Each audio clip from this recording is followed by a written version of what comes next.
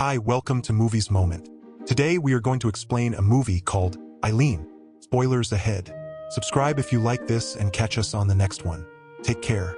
The movie begins with Eileen arriving at work at the juvenile detention center. While having her morning drink, she stares at one of the inmates, who is leaning against the wall, away from the other prisoners. Her focus is interrupted when a coworker calls her over to retrieve a document.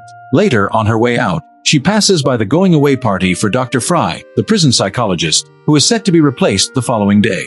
On her way home, Eileen stops at a store to buy alcohol. A local cop recognizes her and casually asks about her father. She awkwardly responds with a simple "good," and the cop ends up paying for her purchase. When she gets home, she finds her father, Jim, drunk in the street, pointing his gun at passersby. Buck, the policeman, tries to calm him down.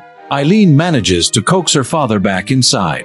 Once home, Jim drunkenly hurls hurtful comments at Eileen, including comparisons to her sister, who has moved out after getting married. To prevent him from leaving the house again, Eileen takes all of his shoes and locks them in the car's trunk. The next morning, while having her drink, Eileen once again finds herself staring at the same inmate from the previous day. This time, he notices her and looks back. Later, as she stands outside, she sees a new car arriving at the prison.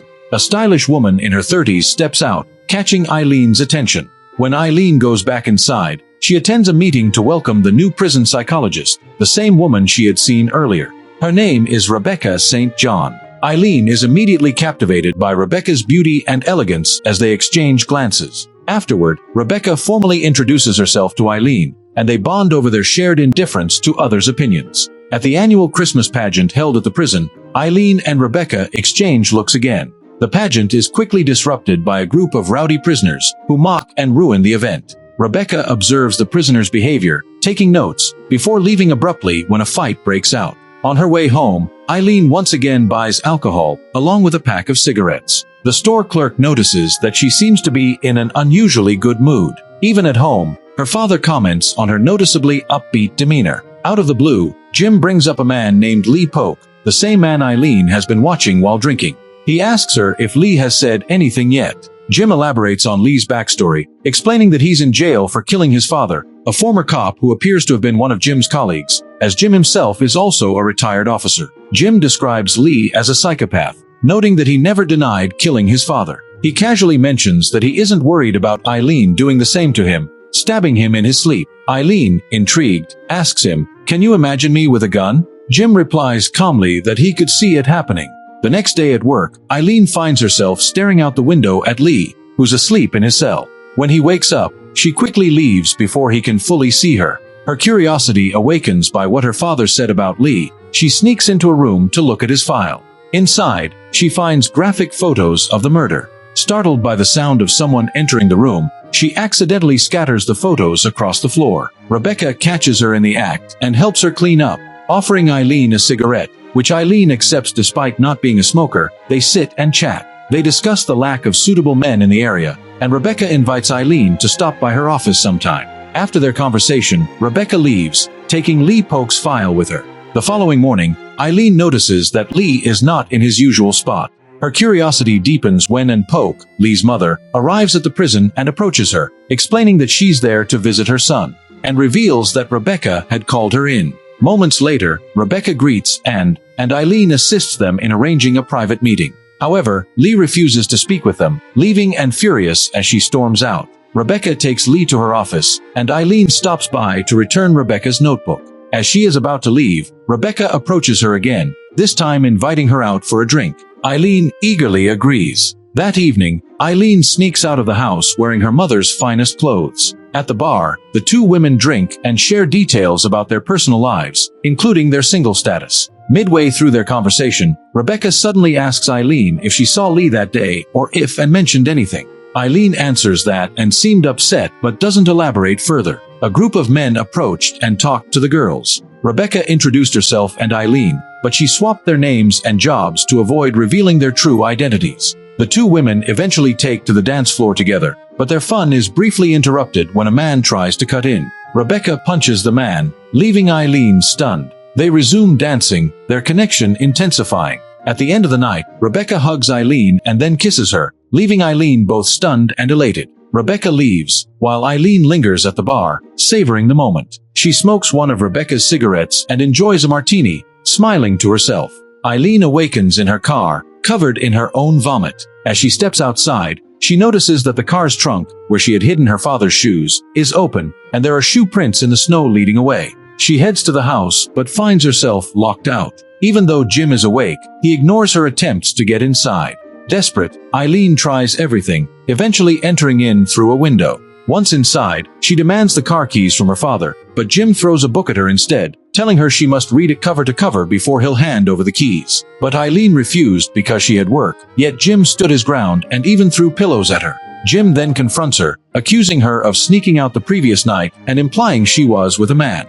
He refuses to let her go to work looking disheveled, especially while wearing her mother's dress, which holds sentimental value for him. While cleaning her car, Eileen is approached by Buck, who informs her about complaints regarding Jim pointing his gun at children walking home from school. As a result, it is decided that the gun will be placed under Eileen's care, with the strict condition that she must not use it against Jim. Later, Eileen starts fantasizing about using the gun on herself. At work, Eileen feels a surge of excitement, anticipating seeing Rebecca again.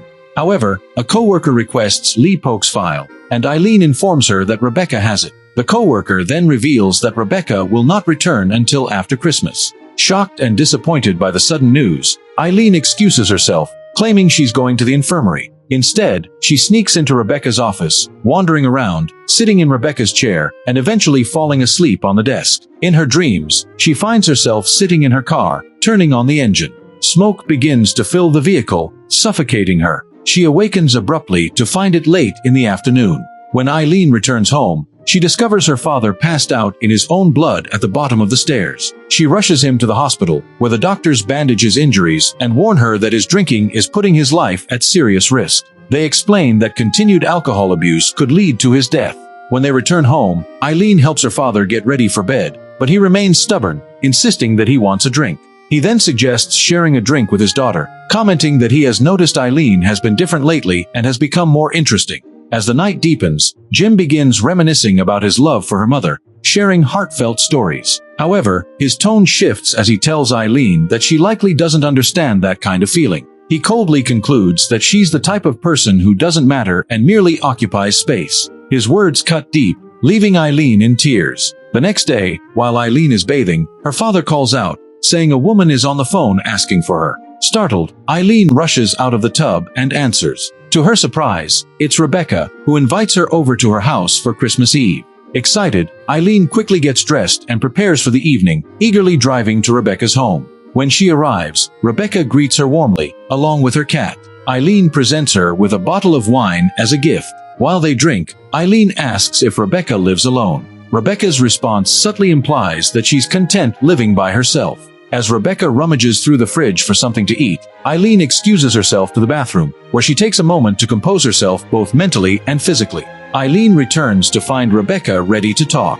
Rebecca brings up the topic of ideas and asks if Eileen is open to hearing her out. Eileen agrees. Rebecca starts discussing Lee Polk, explaining what she knows about his crime and sharing that she had asked him what his father had done to provoke him. Lee's response was simple but profound. He said it was the question no one had ever thought to ask him. Intrigued, Eileen presses Rebecca for details. Rebecca, after making Eileen promise to keep everything a secret, reveals a shocking truth. This isn't her house, it's the Polk family home, and Mrs. Polk is tied up in the basement. Stunned, Eileen's immediate reaction is to leave, but Rebecca stops her. Rebecca told Eileen that she needed a friend and went on to explain why she was at the Polk house, as she was eager to learn more about Lee's case. Eileen then asked how she could help, and Rebecca replied that she wanted and to confess. Convinced to stay, Eileen retrieved her father's gun from the car. The girls head to the basement, where Rebecca confronts and, urging her to be truthful about what happened in their home and how they can help Lee, and nods reluctantly, and as Rebecca removes the cloth gag from her mouth,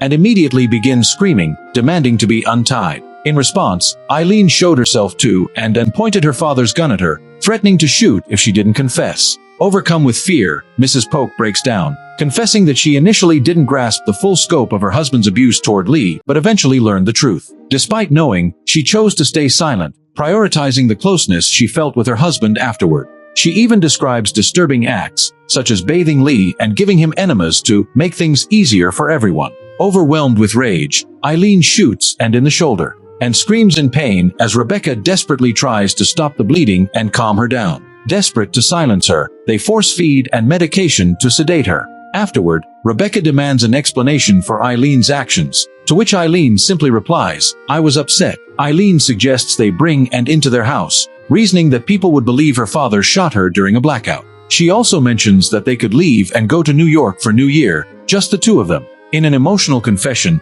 Eileen tells Rebecca that she loves her. The two carry and to Eileen's car. Rebecca stays behind, saying she needs to clean up the basement to make sure no evidence is left behind.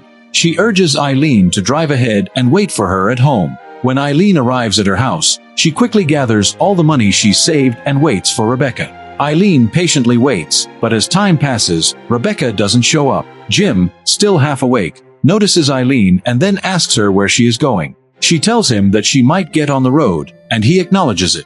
After that, Eileen decides to drive the car into the woods and leave it there with and still inside, to suffocate as the car emits smoke. In the final scenes, Eileen asks for help from passing vehicles. When a truck stops, she gets in and sits in the cab. She smiles to herself, thinking that she finally has her freedom.